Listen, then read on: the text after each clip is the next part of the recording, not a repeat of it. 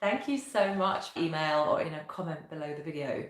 It was fabulous getting all your ideas for the next video course that I should make. I'm so fired up about making video courses. It was really good fun making the Storage Rooms of Doom video course, and I'm loving seeing everybody on the course and hearing about the bedrooms and spare bedrooms and understairs cupboards and sheds and garages and outhouses and cellars and lofts that you're clearing and all the junk that you're getting out of your homes. So I'm really excited about making a new one. I'm Rachel Papworth from Green and Tidy, the online professional organiser. I liberate busy people like you from the shackles of clutter and chaos for peace of mind and productivity, because when your home works, your life works. And I had a couple of ideas of courses that I could make next, but I held back on them because I wanted to hear your ideas first, and curious to see if what you suggested chimed with the couple of ideas that I already had. One of them really did, one of them maybe not so much, but I'm going to run them all by you today, and I want to get your responses. So tell me what you think of these ideas, either in the comments below the video. If you're online right now, you can put it in the live chat, email me, however you want to get in touch, on my social media channels. Let me know what you think of these ideas and vote for what my next video course should be about. Just to say that the Rooms of Doom video course is, you've just got a few more days to get in on that at the $14.99 price. That's dollars, not our fine English pounds. In our fine English pounds, it's less than 12 quid. So it's an absolute bargain. You get lifetime access. I'll put the link below this video again, so don't miss out on that. Okay, so here are the ideas. So thank you to Toshi, who sent me a really detailed email. Oh, I just kicked the tripod. I hope it didn't wobble too much. Actually, speaking of wobbling, if anybody knows technically why every now and then when I'm on video like this, when I'm live, my camera refocuses, so you see a kind of flex on the screen. I'm on a Samsung Galaxy S10e. So if you know how to stop that happening, I've gone all the way through the settings, I've Googled it, I've been on all sorts of forums. I can't see how to stop that happening. If you know, please let me know, because you'd be doing me a great favour.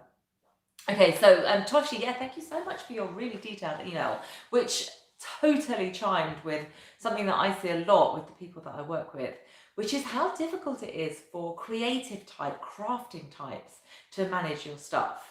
And there's a few different reasons for that. So it's partly, and I think primary school teachers suffer from this as well, it's partly that everything is a potential resource. Whatever I'm just going to see who's speaking to me on the live chat there. Hi there, you just watched my tidying video. Which one did you watch? Oh, I'm glad you liked it. Tell me which one you watched.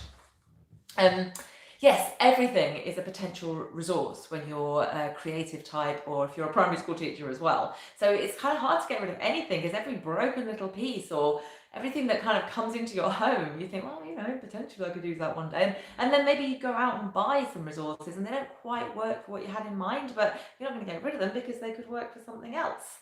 And then you might make something and it didn't turn out quite the way you expected it to, so you can't use it exactly the way that you wanted to use it, but maybe sometime in the future you could repurpose that, or maybe you could sell it as a second, or maybe having it around will remind you not to make that mistake again. And so you just kind of never can let go of anything.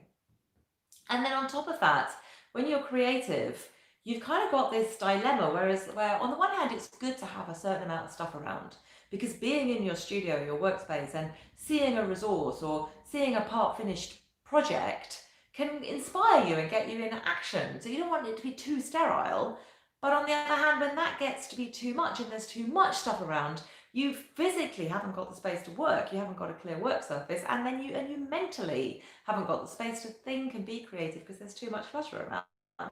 So I really get that, and there potentially is a course in that, I think, about decluttering for creatives and getting your studio or workspace or wherever you work efficient but also inspiring and creative for you. Thank you for that, Toshi.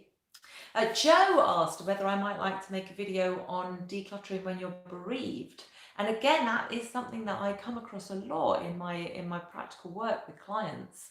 So when you've just lost a beloved, perhaps a parent, you might, on top of being in an emotional state and having to deal with the bereavement, have an entire house worth of stuff to clear and to sell, and you've got to get rid of the house itself, as well as the contents, the whole contents of a life or two lives that you've got to deal with, much of which will have sentimental value for you. So how do you make those decisions about what to keep when you've probably got limited space yourself at home?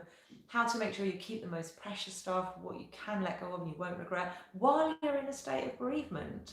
So that again, there's another idea there too. Donna, it's good to hear you like the craft room decluttering one. Excellent.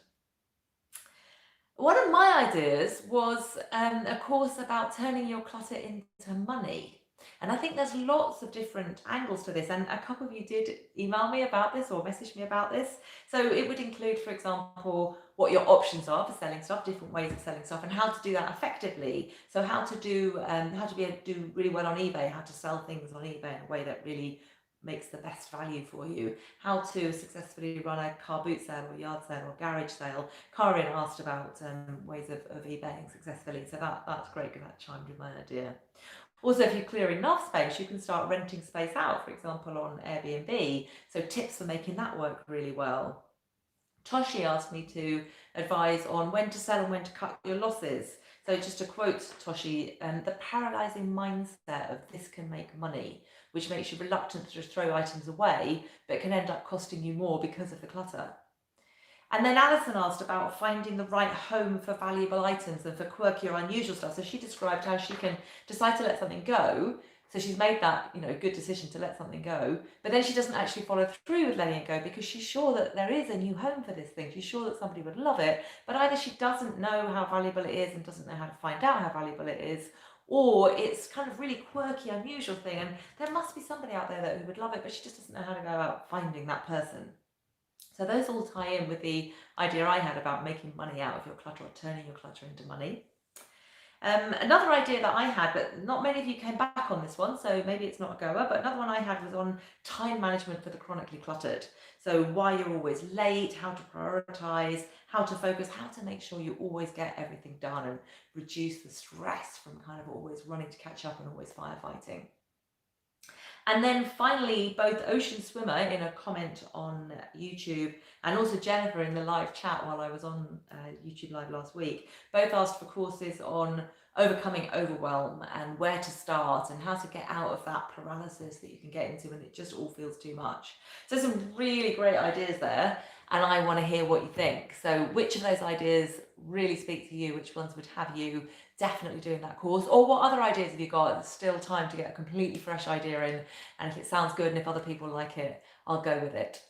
So I'll put a link to the Declutter Rooms of Doom course below this video again. Nearly the price is going up really shortly, basically, so you've just got a few more days to get in on that $14.99 lifetime access. So don't miss out on that. Come in with those ideas, and I think that's it. I look forward to seeing you in the next YouTube Live. Bye for now.